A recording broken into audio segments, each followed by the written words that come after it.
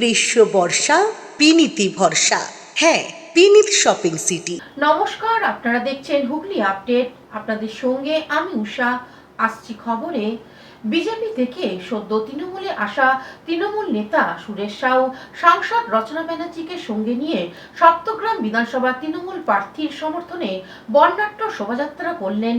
সপ্তগ্রাম বিধানসভার অন্তর্গত কাটারি মোড় থেকে সুদর্শন পর্যন্ত সপ্তগ্রাম তৃণমূল কংগ্রেস প্রার্থী বিদেশ বোসের জনসংযোগ র্যালি কয়েক হাজার কর্মী সমর্থকদের নিয়ে এদিন মহানাদ অঞ্চলের সর্বত্র এই জনসংযোগ র্যালি পরিক্রমা করে। এদিনের এই জনসংযোগ র্যালি সকাল 11টা থেকে শুরু হয়ে দুপুর 2টো পর্যন্ত চলে। এদিন এই র্যালিতে উপস্থিত হয়েছিলেন হুগলির লোকসভার সাংসদ রচনা ব্যানার্জি।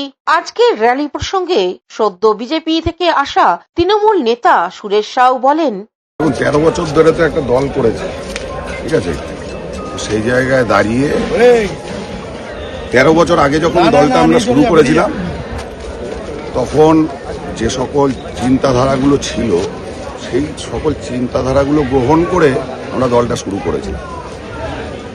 বিগত যে দিনগুলো আমরা প্রতিনিয়ত পার করছি, চিন্তাধারাগুলো আস্তে আস্তে আস্তে আস্তে করে লুপ্ত হচ্ছে। আজকে দলটার সঙ্গে দলের যে প্রকৃত চিন্তাধারা সেই চিন্তাধারা নেই। এখন যেই চিন্তাধারায় বিশ্বাসী সেই চিন্তাধারা আমি গ্রহণ করব না।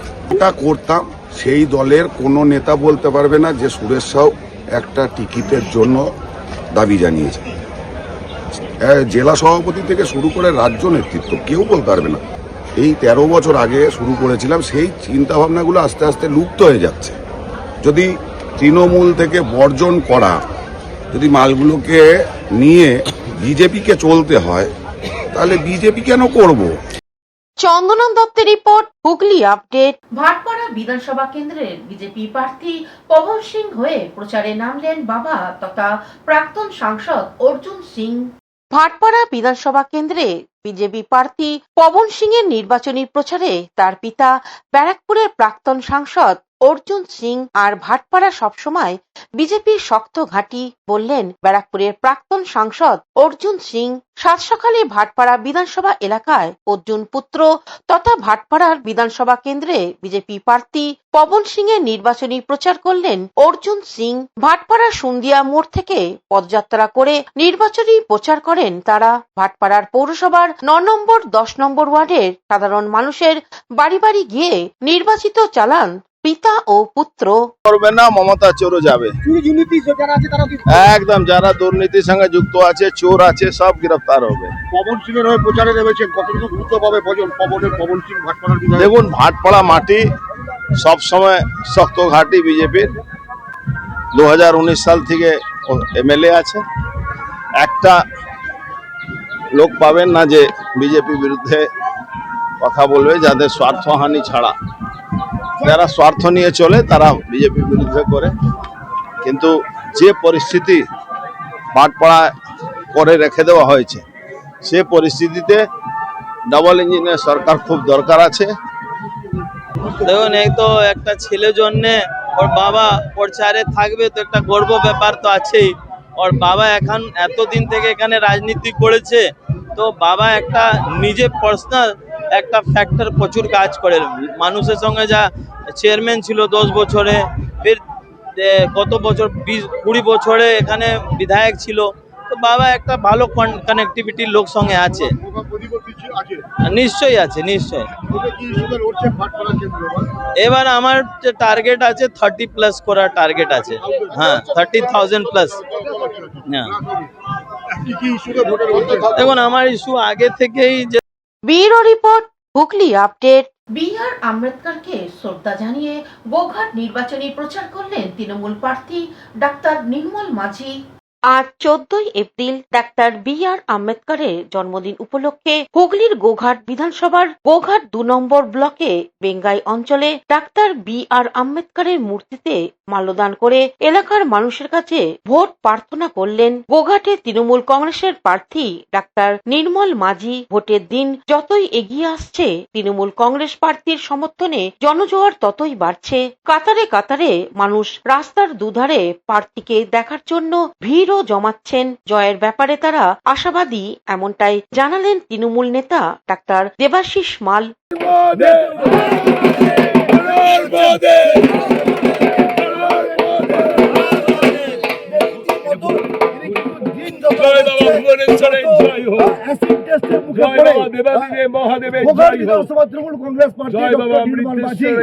কিন্তু কর্মীদেরকে নিয়ে বেরিয়ে পড়েছেন এই পথরোধকে উপেক্ষা করে।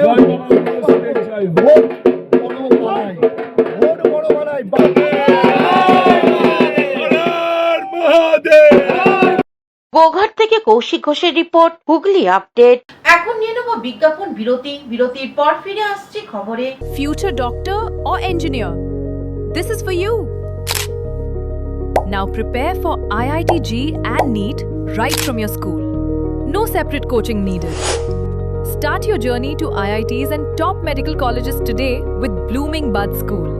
We offer you online live interactive classes, real-time doubt solving, quota expert faculty, also one-to-one mentoring, regular test series, digital study support.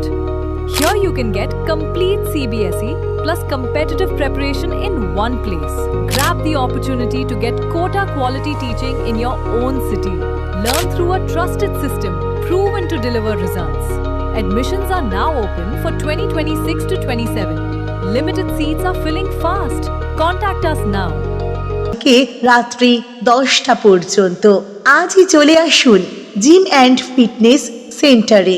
আমাদের ঠিকানা যোগীপাড়া লেন, আখন বাজার, চুঁচুড়া, হুগলি। মোবাইলের যোগাযোগ 7980858461। Gym and fitness centre is a holistic weekend destination for friends, family and couples and offers magic to soothe your body, mind and soul.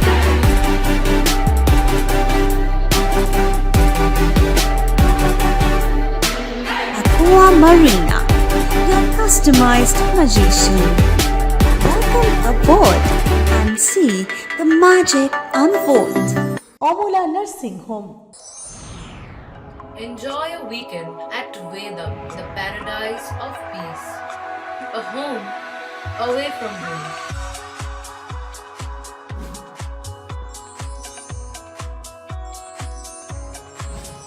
See yourself resonating with the nature. Vedam welcomes you to create your best memories. হুগলির তারকেশ্বরের জলেশ্বর বাবার মাথায় জল ঢেলে BJP প্রার্থী সন্তু পান প্রচার করলেন। তারকেশ্বর বিধানসভায় 4 নম্বর মণ্ডলের বিনগ্রামে নীলষষ্ঠীর বারে জলেশ্বর বাবার মন্দিরে পূজা দিয়ে প্রচার শুরু করলেন বিজেপি মনোনীত প্রার্থী সন্তু পান। এদিন পরিযায়ী শ্রমিক হরিয়ানা থেকে সন্তু পানকে জেতাবার জন্য তারকেশ্বরে প্রচারে এসেছেন। এই বিষয়ে হরিয়ানা থেকে আগত সাংবাদিককে আরো কি জানাচ্ছেন শুনবো।